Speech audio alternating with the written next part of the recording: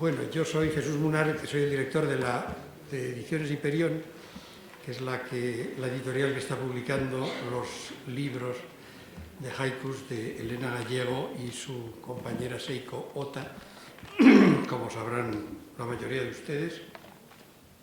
Ya estuve aquí hace un par de años presentando otro de estos libros y la verdad es que es muy reconfortante ver cómo acuden ustedes a ver y a escuchar a Elena. En la editorial Hiperión llevamos muchos años, desde los 70 del siglo pasado, publicando literatura japonesa, sobre todo poesía, haikus. El primero que nos conectó con Japón y sus letras fue Antonio Gabezas, un estupendo traductor que llegó a Japón como jesuita, luego se salió, se casó allí, vivió allí muchos años y murió recientemente, y fue el que nos animó y nos trajo sus primeras traducciones que fuimos publicando, abriendo una brecha realmente inédita porque en España no había nada. A mí siempre me había gustado el haiku, incluso yo soy del ramo del alemán, no tengo nada que ver con el japonés, pero es curioso porque el primer libro de haikus que yo leí fue en alemán, precisamente. Me lo regaló un amigo y aún lo conservo, un libro muy bonito de haikus en alemán. Bueno, pues fuimos abriendo brecha y hemos editado, pues, yo que sé, 20 y tantos títulos de literatura japonesa, sobre todo, ya digo, de poesía, y hemos tenido la suerte ya recientemente de conectar con Elena. Ya no me acuerdo ni cómo conectamos, pero bueno, es lo mismo. Hace ya bastantes años. Sí. Con Seiko Ota ya había colaborado en una traducción con Justino Rodríguez que habíamos publicado hace tiempo. Y bueno, pues al final con Elena llevamos 3 libros que son estos, ahora se los puedo enseñar a ustedes. El primero de ellos se llama Kigo, la palabra de estación en el haiku japonés.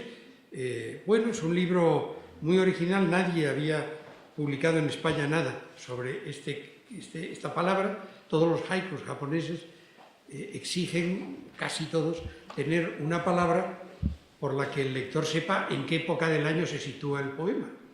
Entonces, claro, la floración y la geografía y el clima de Japón son distintos a los nuestros, pero muchas veces coinciden, otras no. Pero pues cuando florece, lo más significativo de Japón es cuando florece el cerezo, pues es una época ya, es la llegada de la primavera. Y así, si lo hiciéramos en España, pues podríamos hablar yo qué sé, de los trigos, aunque seguramente en Japón también habrá trigos, ¿no? Bueno, pues cuando se dice verdean los trigos, pues todos sabemos en qué época del año estamos. Y cuando decimos están segando, pues también sabemos todos en qué época del año estamos. Pues eso es lo que hacen los japoneses, que meten siempre una palabra y uno sabe en qué época se sitúa, y eso liga al lector con la naturaleza. Bueno, pues ese primer libro de Seiko Ota y Elena Gallego tuvo el acierto de introducirnos ese tema del Kigo, que a su vez va ilustrado, claro, con traducciones de haikus japoneses, donde se va explicando en cada uno de ellos cuál es la palabra Kigo. Incluso hay un pequeño diccionario final situando incluso las medias estaciones, ¿no? Periodos más cortos que las 4 estaciones del año. Después de ese primer libro, pues nos dieron para publicar otro aún más original que el anterior, que es Haikus en el corredor de la muerte. Realmente yo sabía que los japoneses escribían un haiku de despedida, que no sé cómo se llama, ella sí, claro. ¿Cómo se llama? Jiseinoku. Pues eso. El haiku que es el haiku final de la vida, el haiku de la muerte, pero no que los condenados a muerte que estaban en las cárceles también escribían, incluso aprendían a escribir haikus para despedirse del mundo escribiendo un poema antes de que los ajusticien. Porque otra cosa que nos descubrió el libro es que en Japón sigue vigente la pena de muerte, que se ejecuta además por horca, cosa que, según explica Elena, muchas veces sus propios alumnos japoneses ni siquiera conocían, que en su país había estas ejecuciones, ¿no? Parece que las llevan muy en secreto. Bueno, pues los pobres condenados a muerte en Japón, a veces por crímenes horrendos, otras puede ser hasta por errores de la justicia, nunca se sabe, pero escriben haikus antes de morir.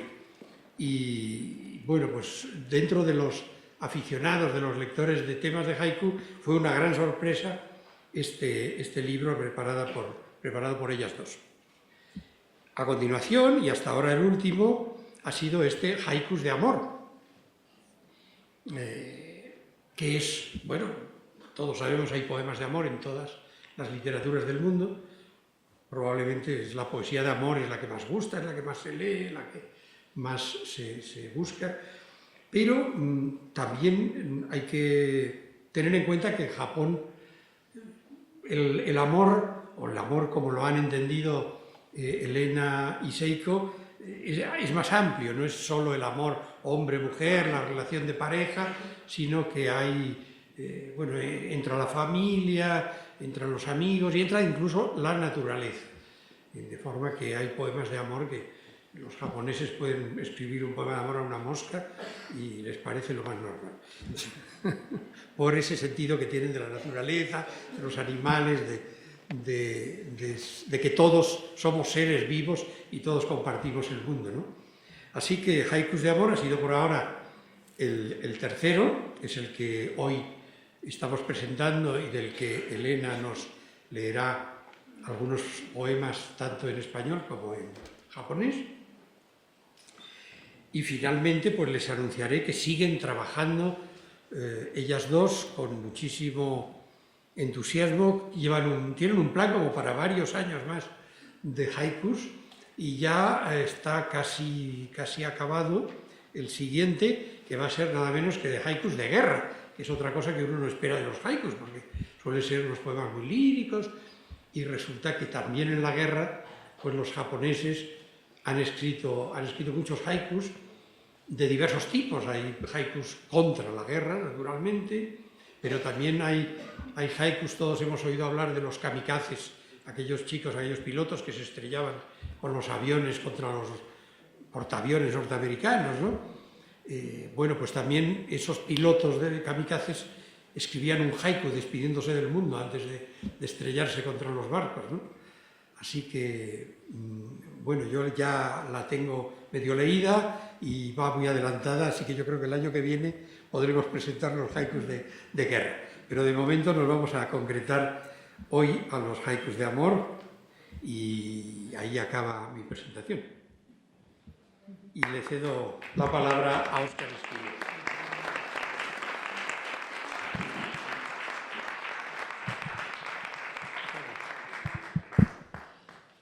Muy buenas noches. La verdad es que para mí es un verdadero honor estar en esta mesa.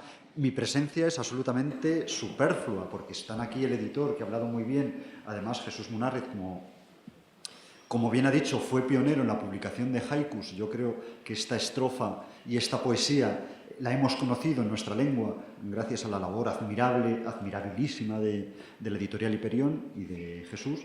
Y luego en Burgos yo creo que ya somos todos un poco japonólogos, gracias a Elena, que ella con ese trabajo tan tenaz, tan constante, tan silencioso, tan esmerado, tan amoroso, pues va consiguiendo que año tras año esta sala se llene casi a reventar y que todos leamos sus libros, esos libros en los que Elena pone todo su entusiasmo, todo su amor, y que en cierta medida yo los veo como un espejo, un reflejo de lo que la propia Elena es, que es una persona dulce, delicada, sabia, lista, y que nos hace a nosotros también un poco más sabios, un poco más delicados, un poco más dulces, y nos acerca lo que ella ama con una pasión extraordinaria, que es Japón, la lengua japonesa, la cultura, la literatura, la poesía de ese país.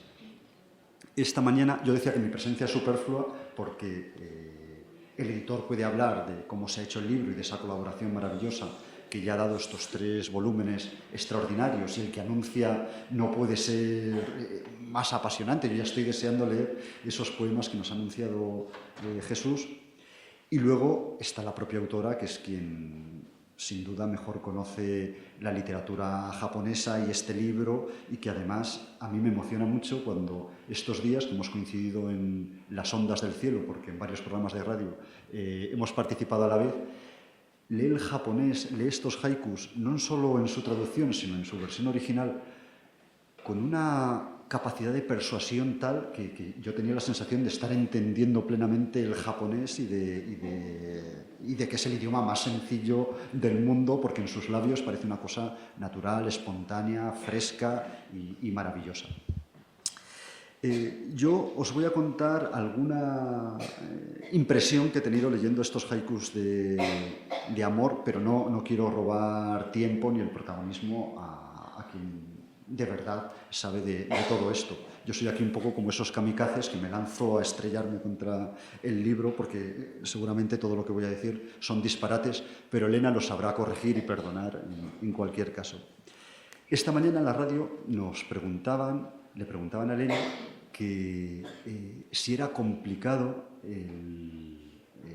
traer a nuestra lengua y a nuestra sensibilidad unos poemas escritos en un lugar tan lejano y con una mentalidad en principio tan distante como la nuestra. Desde luego, el traducir del japonés es una cosa que a mí me parece heroica, y estas ediciones de Elena tienen la gran virtud de presentar los pictogramas, o como se llamen los kanjis originales, su transcripción al alfabeto latino y luego su traducción, con lo cual uno tiene todos los elementos, hasta visuales, porque la belleza plástica, yo creo que, igual que en la epigrafía romana, era una hermosura el ver esas letras capitales en los edificios allí grabadas.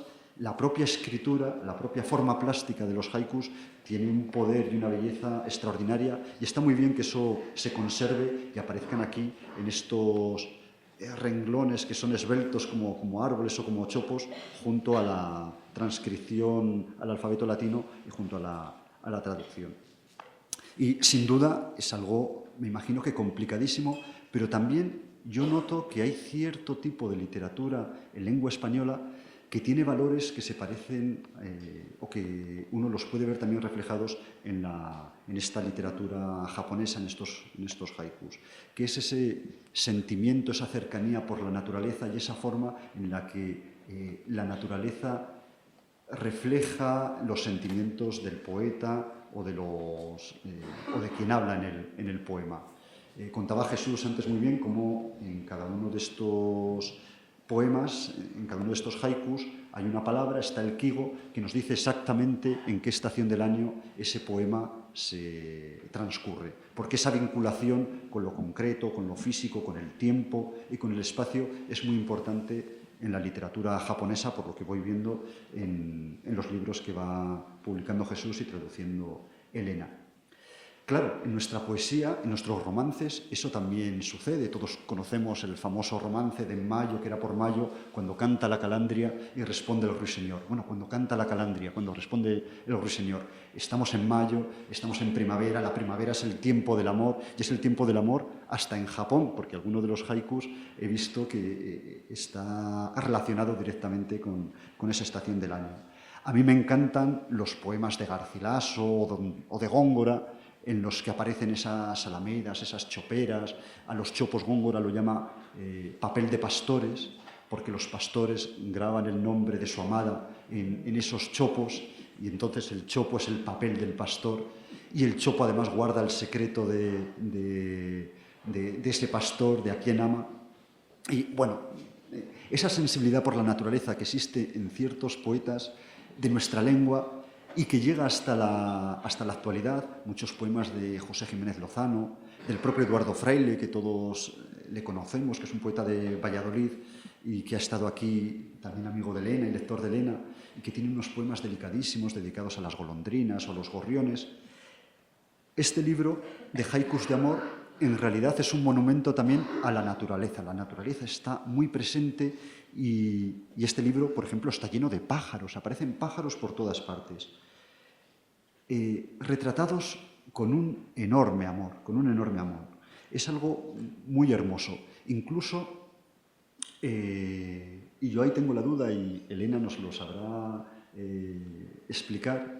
Cuando Jesús ha dicho antes que dedican haikus hasta las moscas, es que es literalmente cierto. Los insectos son protagonistas de unos haikus, y esos insectos son seres positivos, son seres benéficos, el amor se refleja también en ellos. En el caso de los pájaros, nosotros, por nuestra tradición, no siempre son positivos. Y, por ejemplo, la presencia de los cuervos o del cuervo en estos haikus, uno entiende que los japoneses lo presentan también como una figura positiva. Hay un haiku que dice así: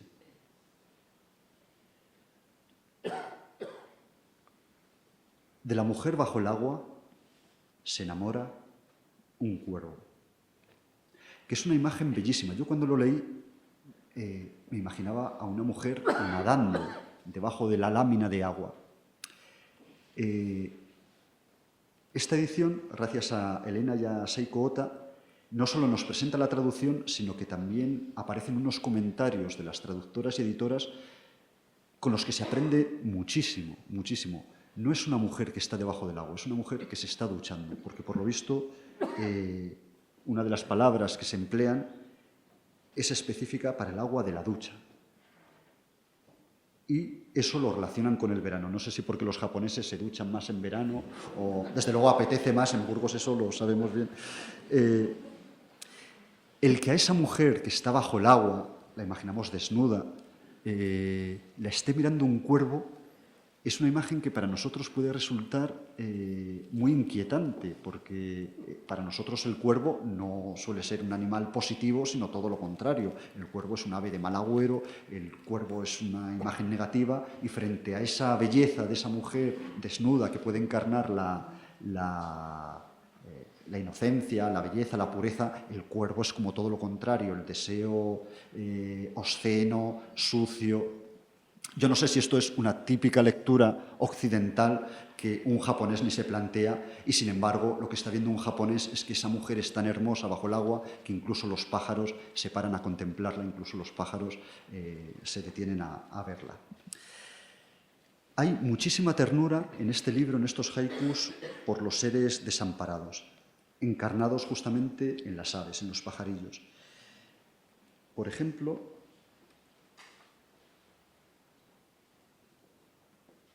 en este: vente conmigo, juguemos juntos, gorrión sin padres. Bueno, ¿qué ser más desamparado, más indefenso que un gorrioncillo sin padres? ¿Qué cosa más bonita? Y aparecen arañas. La araña para nosotros también es un animal que lo relacionamos con lo sucio, con lo repugnante, con lo peligroso incluso, porque las arañas pueden tener una picadura venenosa. Esto no siempre ha sido así, porque la araña también ha sido un ser protector. Santiago de la Vorágine, en la leyenda dorada, en alguna de las hagiografías, cuenta esa leyenda popular que se encuentra, yo creo que también en las Mil y una Noches, en muchas tradiciones, de cómo alguien que huye porque está en peligro, en el caso de Santiago de la Vorágine, creo que es en la hagiografía de San Félix, se esconde en una cueva, en una gruta, y las arañas tejen, cierran ese hueco, y así los que le van persiguiendo no lo traspasan, porque dicen, bueno, esta telaraña está intacta, por aquí no se ha metido nadie, y gracias a eso esta persona se ha salvado. En Italia tienen un refrán que es il ragno porta guadagno, que significa la araña trae prosperidad, trae beneficio económico. Yo se lo oí a las señoras de la limpieza de la Academia de España, que conoce bien Elena, y la Academia de España estaba llena de arañas por todas partes, y cuando se lo señalábamos, decían, no, el ragno porta guadagno, el ragno porta guadagno, con lo cual había arañas. Pero en Japón son seres también, o por lo menos, no sé si en Japón, pero en estos poemas se presentan como seres protectores, dignos de amor o símbolos de amor. Dice uno de los haikus: en mis hombros extiende su tela una araña, tarde otoñal. La araña te protege, te cubre. La araña, de nuevo, es un animal positivo. Y decía antes que también la primavera en Japón es el tiempo de los enamorados. Yo no sé si estoy leyendo poemas que Elena seguramente quería leer, pero como luego ella lo va a hacer mucho mejor, se van a dar cuenta de la belleza real de estos textos. De marzo, el bosque de pinos. Vamos a besarnos. A mí esto me recuerda mucho a lo que Ramón Gómez de la Serna decía de los pinos como árboles consentidores que tapan a los amantes que se refugian bajo sus copas. Bueno, yo ya no... Estas son pequeñas cosas que he ido explicando de la lectura de este libro, pero quien desde luego mejor va a poder leer estos poemas y va a poder explicarlos es sin duda Elena. Al enorme trabajo de traducción, como he dicho antes, también hay que unir ese esfuerzo por hacer comprensibles, por explicar estos poemas que en su aparente sencillez son, sin embargo, insondables y riquísimos en interpretaciones y en explicaciones. Yo, por ejemplo, he aprendido en este libro que la palabra japonesa para una carta de la baraja, para un naipe, es karuta, que viene del español carta, precisamente. O sea, que es como un regalito que hemos hecho los españoles al idioma japonés, que bueno, no está mal, la baraja. Y voy a leer mis dos haikus favoritos ya para terminar. Que además es lo más elocuente del libro, su propio contenido, esas pequeñas cosas que son cada uno de estos poemas. Son poemas con autor. Yo no he leído los nombres de ellos, entre otras cosas porque tienen muchas consonantes seguidas que yo soy incapaz de pronunciarme. Pero como van a comprarse todos el libro, pues aquí van a descubrir quiénes son los autores de ellos. El trigo madura. Abrazados, hombre y mujer, se enfrían.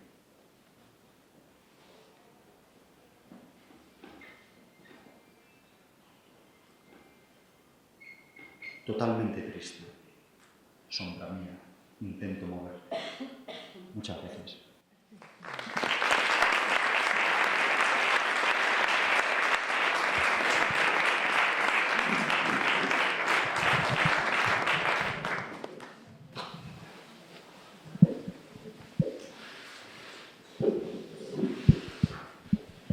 Buenas tardes.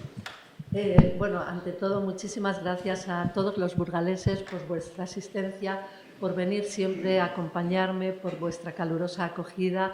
Estoy muy agradecida porque, como sabéis, vivo hace muchos años a miles de kilómetros y siempre que vuelvo aquí a Burgos, a mi ciudad, pues me encuentro con un cariño que me llena de emoción y por eso os lo quería agradecer muy especialmente a todos.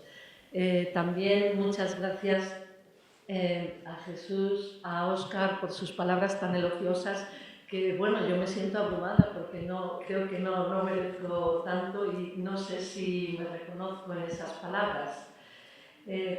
Muchas gracias también al Instituto Municipal de Cultura, a todas las personas que han hecho posible esta presentación, al editor Jesús Munarriz por su continua confianza en nosotras, en nuestro trabajo y por seguir animado para publicar la serie de haikus que tenemos pensados ir publicando a partir de ahora.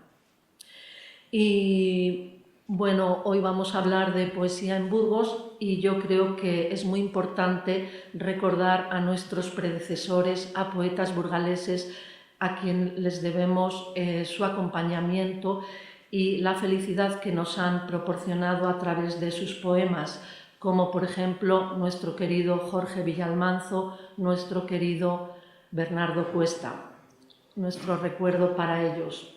Y también un especial saludo para nuestro gran poeta David Jesús, que es el inventor de la fórmula soneto más haiku. Y a continuación yo también quería agradecer muy especialmente a todos los escritores, los poetas, los periodistas españoles que han escrito reseñas sobre mis libros.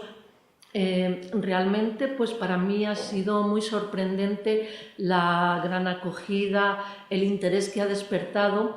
Creo que Haikus de Amor ya llevamos como unas 15 o 20 reseñas en los periódicos más conocidos de España. Y quiero agradecerlo muy especialmente porque para mí es la mejor orientación que puedo recibir para mi trabajo. Entonces, Seiko Ota y yo leemos con mucha atención estas reseñas y nos encontramos, por ejemplo, con que dicen que mis prólogos son muy interesantes, que valen un potosí, que son consoladores, puesto que el haiku es una forma poética un poco difícil de entender, de interpretar, y son prólogos que elogian mucho mi labor. Sin embargo, me encuentro con adjetivos como sucinto, escueto, breve, es decir, como que me están invitando a escribir más largo, porque yo pensaba, bueno, para no aburrir a los lectores escribiré un prólogo un poco breve, no demasiado, pero parece que hay tanto interés que están dispuestos a leer todo lo que queramos ofrecerles, y toda explicación como que se queda corta al proceder el haiku de una cultura tan lejana, de unos parámetros culturales tan ajenos a los nuestros. Y aquí, enlazando con este tema, pues también algunos poetas y escritores han dicho que hay haikus que son difíciles de entender, que no se sabe bien por qué son de amor, etc. Y estos comentarios, lejos de desanimarme, al contrario, me estimulan muchísimo porque para mí son un gran consuelo, porque yo, aunque llevo 30 años dedicada profesionalmente al mundo de la cultura japonesa, cuanto más lo estudio, cuanto más lo investigo, más misterios me encuentro. Es como tirar de un hilo del que nunca acabas de tirar y siempre encuentras cosas nuevas, cosas en las que pensar, en lo que no habías reparado. Es decir, es un pozo sin fondo, lo cual pues, es un privilegio, es una bendición, puesto que cuando uno investiga un tema y toca fondo, pues ya se queda decepcionado, ¿no? Pero si vamos descubriendo cosas nuevas, profundizando, pues es ya una labor para toda la vida. El verdadero conocimiento excede toda una vida y siempre tendremos una labor, una inquietud, y siempre será una labor inacabable. Y como me dicen que algunos haikus son un poco difíciles de entender, bueno, yo quería aclarar que la característica fundamental del haiku es la naturaleza. Un haiku tiene que hablar siempre de la naturaleza. ¿Y por qué sucede esto? ¿Por qué esta característica? Esto viene de la especial relación que tienen los japoneses con la naturaleza, el concepto tan diferente, tan especial. ¿Cuál es la relación que mantenemos nosotros con la naturaleza? Pues quizá es una relación de arriba a abajo, de dominador a dominante. Estamos por encima de ella y nos servimos de ella. Sin embargo, los japoneses se ven en la misma altura que la naturaleza, se ven parte de la naturaleza, fundidos con la naturaleza. Es decir, la naturaleza misma forma parte de su identidad, de su esencia más íntima, de sus sentimientos. Por eso, fusionados con la naturaleza, expresan sus sentimientos a través del haiku. Y, por ejemplo, nosotros decimos tarde primaveral, crepúsculo de otoño. Bien, esas palabras tienen un significado para nosotros, pero para ellos, que tienen un concepto tan especial de la naturaleza, están cargadas de muchos más sentimientos, toda una serie de imágenes mentales, asociaciones que hacen que uno pueda expresar sus sentimientos más íntimos sin expresarlos directamente, sino a través de la naturaleza. Porque aquí viene otra característica del haiku y de la cultura japonesa. Es decir, nosotros, los españoles, los castellanos, hablamos muy claro al pan pan y al vino vino, y nos gusta hablar en plata, hablar en cristiano, pero eso no va en absoluto con la cultura japonesa. La cultura japonesa es ambigua. Lo elegante, lo hermoso es la sutilidad, la antigüedad, la ambigüedad. El sí pero no, no pero sí, bueno, quizá quién sabe cómo, dónde, no sé, a buen entendedor, quien quiera entender, que entienda, ahí va, cógelo si puedes, cáptalo. Es decir, es un mundo totalmente sutil. Y, por ejemplo, para ir a ejemplos concretos, nosotros decimos prohibido arrancar flores. Los japoneses dicen, estas flores solo te las puedes llevar en la memoria.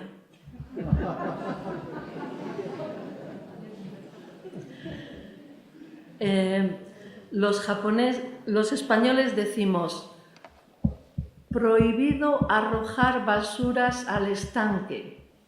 Los japoneses dicen, en este estanque solo puedes arrojar tu sombra. A buen entendedor.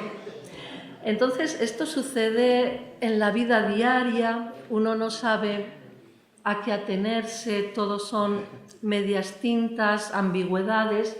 De hecho, hay un ensayo muy famoso de Oe Kenzaburo, que es el premio Nobel de 1994, que se titula Wagahai Aimaina Nihon, mi ambiguo Japón, es decir, defiende la ambigüedad como una característica esencial, imprescindible de la cultura japonesa.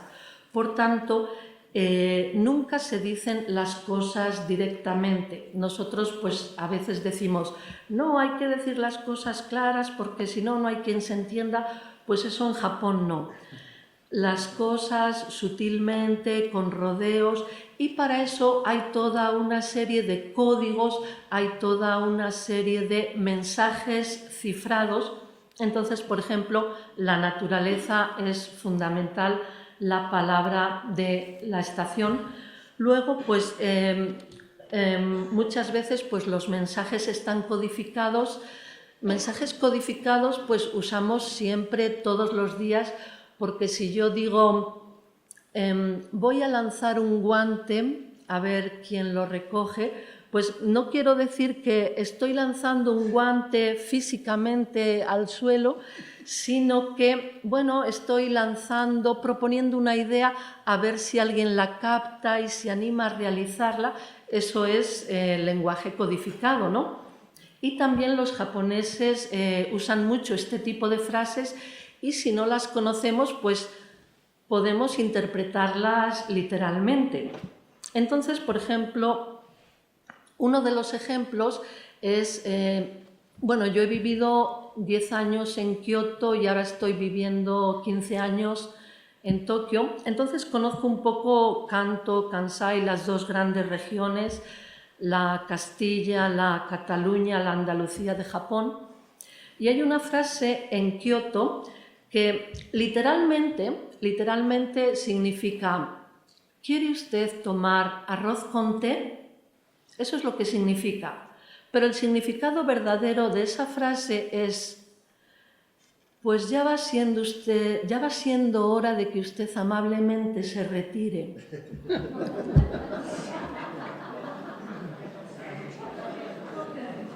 Porque a veces pues invitamos a alguien a nuestra casa y resulta que se queda mucho tiempo viendo partidos de fútbol, etcétera, y pasa el tiempo y no hay forma de que se vaya y tal.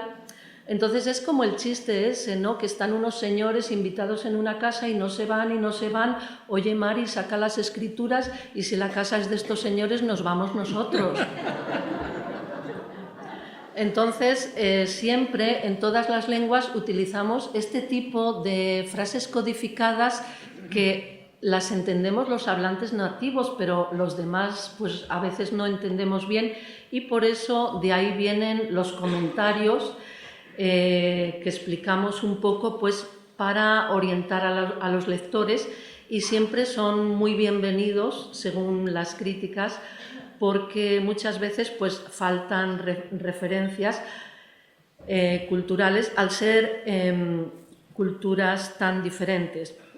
Entonces, al ser culturas tan diferentes, ¿esto qué significa? Pues que hay algunos puntos en común, por ejemplo, pues el amor es universal, el deseo de felicidad, la familia, etcétera, pero según las culturas, pues varía mucho, ¿no? ¿Qué es lo que entendemos por familia? ¿Qué es lo que se espera del rol de cada uno en la familia, etcétera? ¿Qué es la felicidad? Porque, bueno, en el mundo pues hay algunas culturas en que la felicidad, la familia invade mucho a las personas, incluso hasta el punto de decidir con quién te casas, ¿no? Tú te casas con este porque lo digo yo y eso es la felicidad, la armonía familiar. Y bueno, pues eso es normal en algunas culturas. Y luego, por ejemplo, pues también supongamos, en el caso de la familia, por ejemplo, las adopciones. Cuando en España hablamos de adopciones, siempre hablamos de adoptar un niño, adoptar un hijo, es decir, una adopción de arriba a abajo, vertical. Sin embargo, por ejemplo, en Japón las adopciones pueden ser laterales, es decir, yo puedo adoptar legalmente a una persona como mi hermano, mi hermana, o las adopciones pueden ser incluso ascendentes.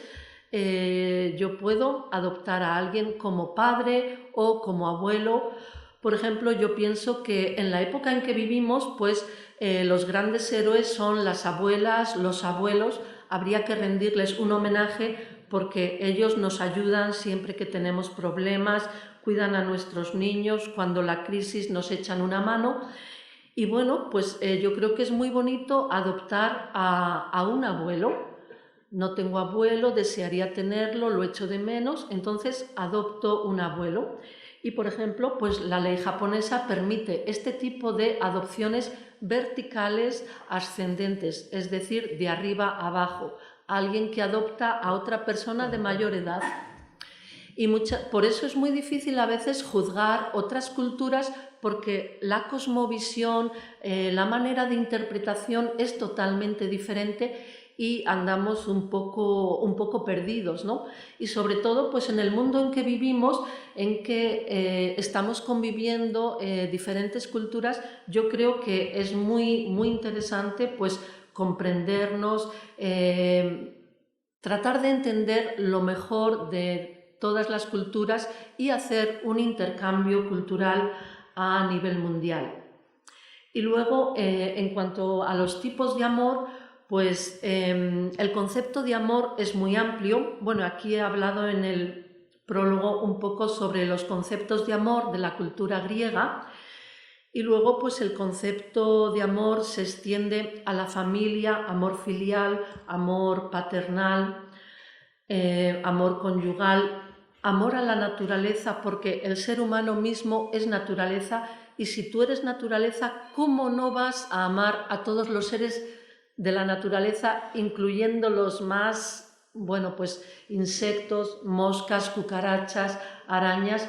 Porque la cultura japonesa piensa que incluso el insecto más pequeño tiene su alma y hay que respetarlo. Y el sintoísmo, que es la cultura original de Japón, piensa que Dios está en todas partes. Dios es todo, todo es Dios. Es decir, los dioses que hay son infinitos. Una cucarachita, una mosquita es Dios. Dios lo impregna todo. Nosotros mismos somos Dios. Entonces, Dios está íntimamente unido con la naturaleza y con el ser humano. Y de ahí viene un poco la concepción del amor totalmente extensa hacia todas las criaturas de la naturaleza. Y esto sería pues un poco lo que son los rasgos esenciales del haiku. Y bueno, luego está la brevedad, tratar de condensar en 17 sílabas, en secuencias de 3 versos de 5 sílabas, todo un complejo mundo de sentimientos y resumirlo en pocas palabras y que sea capaz de movernos, de producirnos una gran emoción. Porque, como decía el gran maestro de haiku, Matsuo Basho, podemos escribir 3000 haikus en toda nuestra vida, pero realmente haikus que merezcan la pena, pues quizás solamente escribamos 5 o 6, o se pueden contar con los dedos de la mano. Es decir, podemos escribir poemas que sean de 17 sílabas, pero no todos serán haikus magistrales.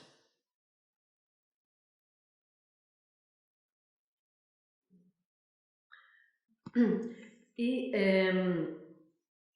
a continuación, pues como siempre ha tenido tan buena acogida y he recibido tantísimos generosos elogios cuando recito en japonés, pues me gustaría hacer un pequeño recital de algunos haikus en español y en japonés, a ver qué les parece.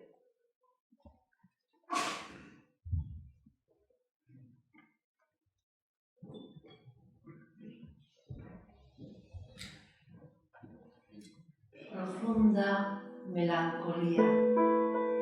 El peine de mi esposa difunta en la alcoba he pisado. Minitsumu ya nakitsuma no kushi o neya ni fumo.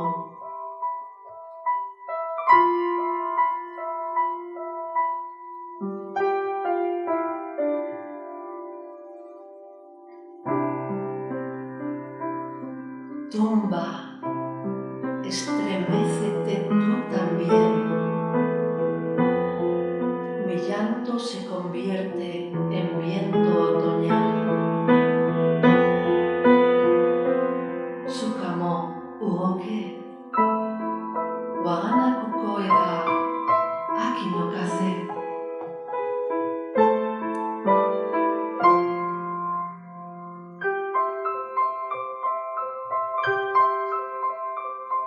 Vente conmigo, juguemos juntos, gorrión sin padres. Ware to kite, asobe ya, oya no nai suzume.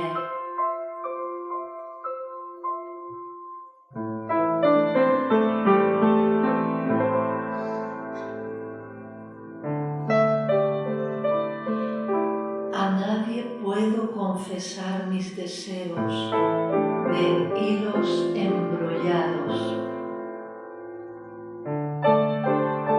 Hitoni ienu, negai no ito no midare kana.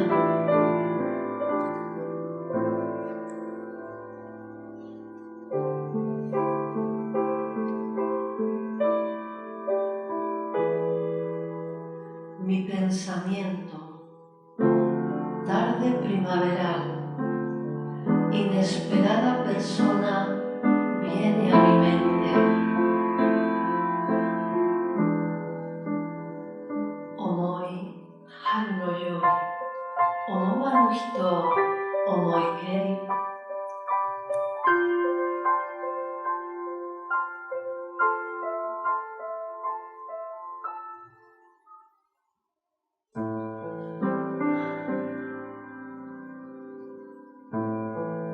Parecida a la de mi padre, la voz me sale. Triste el viaje. Chichi no yorita, koe ga dete kuru. Tabi wo kanashii.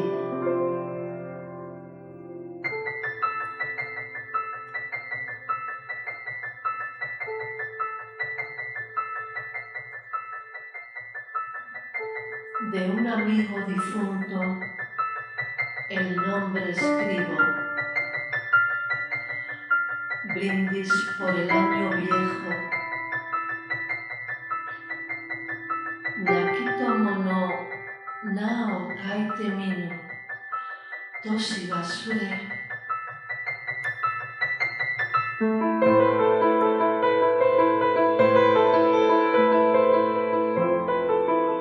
Nieva fuerte, sin conocer otras manos que las de mi esposa, muero. Yuki Hadeshi, Suma no te no hoka, Shirazu shino.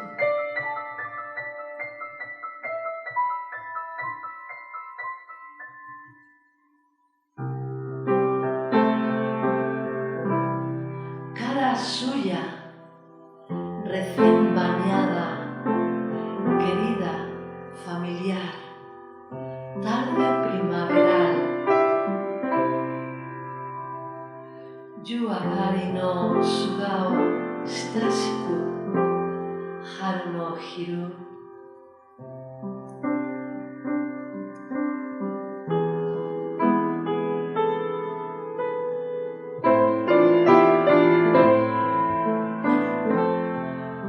En ausencia de mi esposa, su kimono de siempre contemplo. Suma no rushu, Suma no tsunegi o nagamekeri.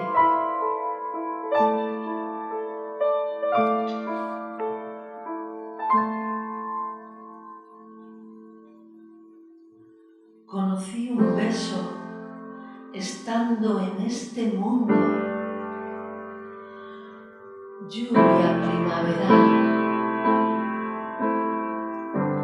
Kuchizuke o utsusu ni shiru ya haru no ame.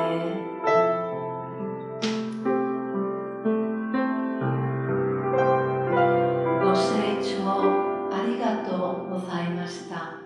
Muchísimas gracias por su atención.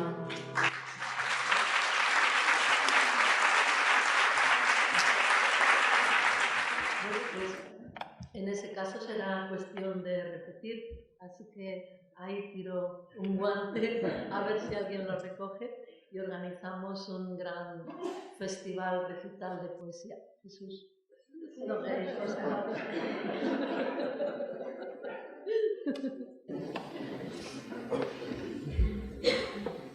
Yo tengo curiosidad, Elena, si me permiten, por saber si hay fábulas en Japón, quiero decir, relatos en los que los animales estén humanizados, y si se atribuyen las mismas características que nosotros les damos a los animales, que si el burro como ejemplo de obstinación, o el zorro como ejemplo de astucia, o en el caso del cuervo, si es un animal que, como nosotros, contenga algún signo negativo.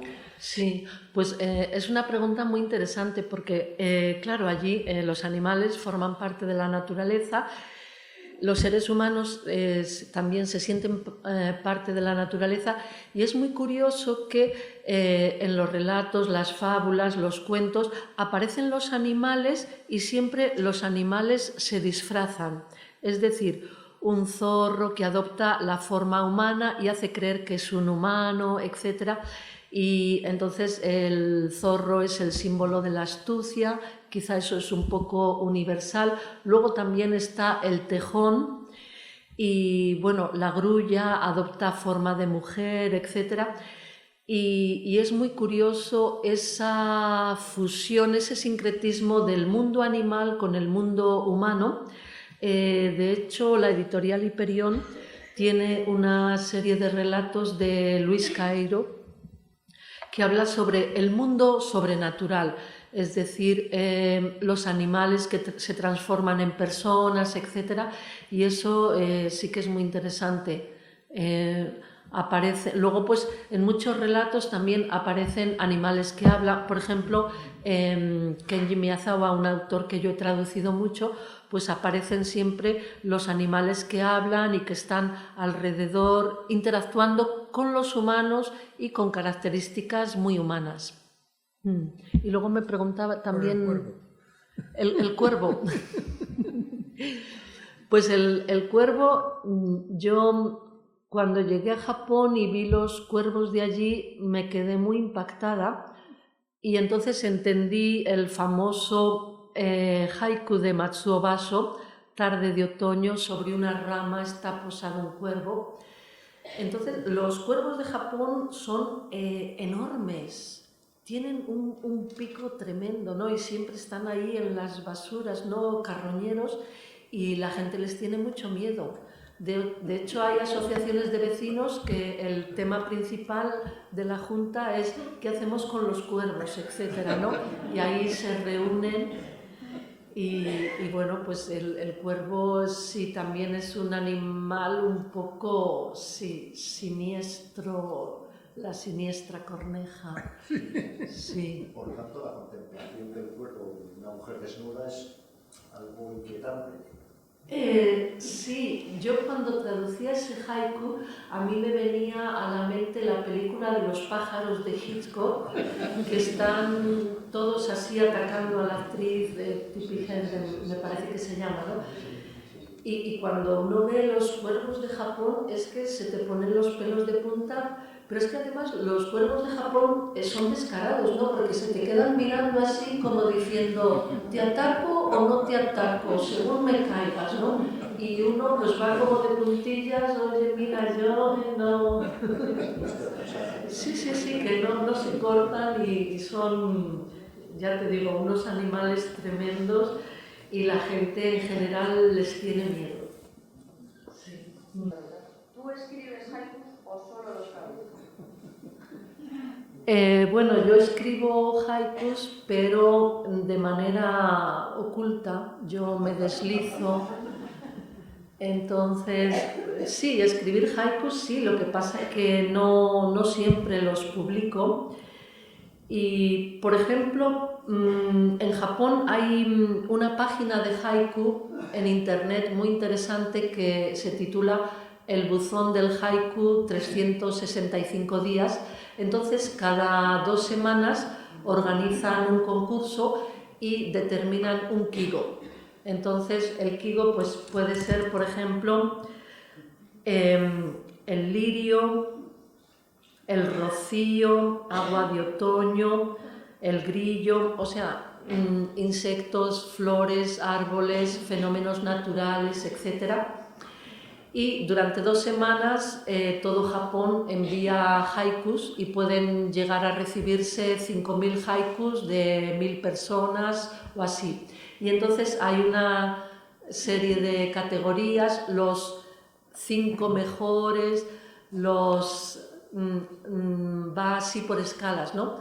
Y al final pues reúnen los 300 mejores, todos seleccionados entre 5.000, y mi compañera y yo a veces pues enviamos haikus y rivalizamos, mira, a mí me han publicado, mira, a mí no, pues quizá la próxima vez, pues este haiku, fíjate que no nos parecía tan bueno y lo han premiado y tal, ¿no? Entonces el haiku tiene mucho interés es muy popular en Japón y lo escribe mucha gente.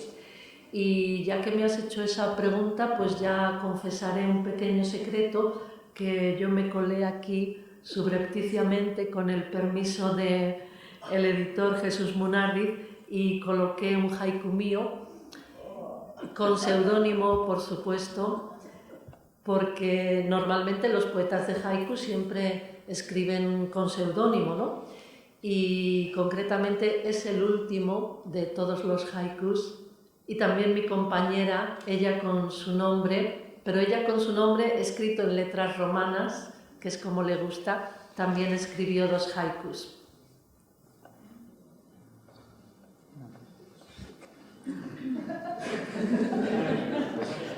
Y entonces, pues en la próxima antología, pues igual quizá también... Aunque no hayan hecho la guerra, también... Eso, también pensamos sobre la guerra y escribimos algún haiku pensando en la guerra.